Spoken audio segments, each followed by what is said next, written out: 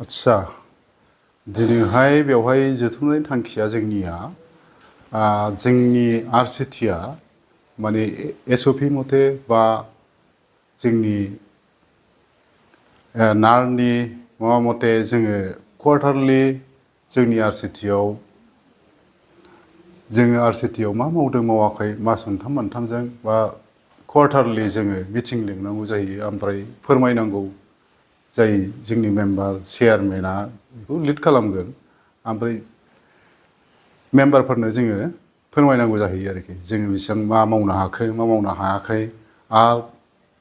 नेक्स्टआव जों मा मावगोन मावाखै मा मावगोन मावा बिनि सोमोन्दै आरो दा दिनैहाय जुदि दिनैहाय जोङो मिटिं लिंनायनि आसल खारना माने जोङो थांनाय बोसोरनि जा जों एनुवेल इलेक्सन प्लेन लादों बे एनुवेल इलेक्सन प्लेनाव जोङो बबे जोङो एक्टिभिटिखौ जों प्रग्रामखौ जों मावनो हाखो बा हायाखै जों बेखौ फोरमायनाय आरो दिनैहाय दा बिनि गेजेराव माखासे प्रग्रामखौ जोङो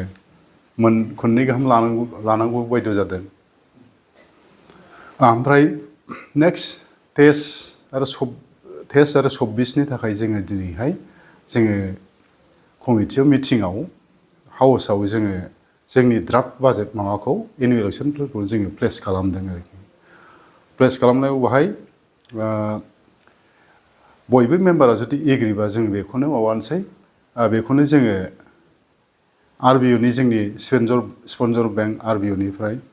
जों एप्रुभ खालामनानै जोंनि सेन्ट्रेल माबायाव अफिसाव नाराव जोङो हरनांगौ जायो आरोखि आसलथे बेवहाय मा मा डिपार्टमेन्टआ मेम्बार हिसाबै दं सार बेवहाय आं फारि बुंलांनोसै केबिके दं चिरां डिआरडिए दं एग्रिकालचार डिपार्टमेन्ट दं सेरिकालचार दं handloom and textile fishery SRLM office ओमफ्राय डिडिएम नाबार्डनि ओमफ्राय एलडिएम चिरां डिस्ट्रिक्टनि जायनाखि लिड बेंक अफिसार बियो ओमफ्राय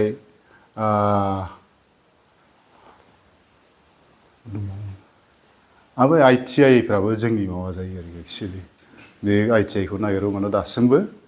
अफिसा माबायाव दङ नामानो ओरै काजलगावनि खोलायाव थेवबो जोङो बिसोरखौ लेंबोनो हायाखै दासिमबो अफिसखौ नागिरहैबो माने खननैसो जाबाय जोङो होननानै एक्सुवेलि नोंथांमोननि डिपार्टमेन्टनिफ्राय मा हाबाफारिखौ मावनाय जायो जोङो हाबाफारि मावनाया माने रुरेल ओनसोलाव गामि ओनसोलाव डिस्ट्रिक्टनि गेजेरावनो आरोखि जायफोरनाखि एफा एनै फरायनो रोंनाय बा 6, 7, 8निफ्राय हरै गोजौ जेसेबांखि जाया मानो फरायनानै साख्रिथ' मोनखाला साख्रि मोना बिदिनो बेकार थानांगौ जायो बे बेकार मानसिफोरखौ जोङो माबा मोनसे एक्टिभिटि ट्रेनिं होनानै माबा मोनसे खामानियाव एबजर्ब जानो जाहाथे हायो गभर्नमेन्टनि गभ अफ इन्डिया एमअआरडिनि मथे जोङो ट्रेनिं होयो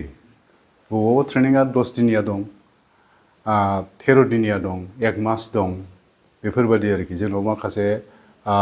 नारनिफ्राय दिरुनखानाय माखासे प्रग्रामफोर दङ बे प्रग्राम अनुजायै जोङो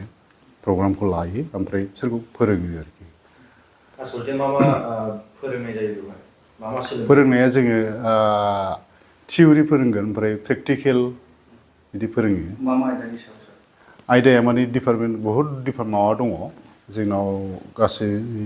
64टा एक्टिभिटि प्रग्रामफोर दङ बिनि गेजेरावनो जोङो प्रग्रामखौ कन्डाक्ट खालामनांगौ आरोखि केन्डिडेट ट्रेनिं लाखांनाय बै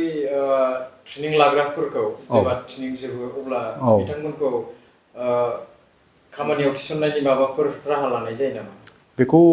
जोङो लायो जायफोरनाखि मावखाबाय बा ट्रेनिं लाखांनायनि उनावहाय बिसोरखौ सोरबा जुदि फाइनान्सियेल जुदि हेल्प नांबावगौ जायोबा सोरबाथ' गावबा गावनो मावनानै मावो खामानिखौ साफिसियेन्ट जायहा दंखायो जायहानाखि नांगौ जायो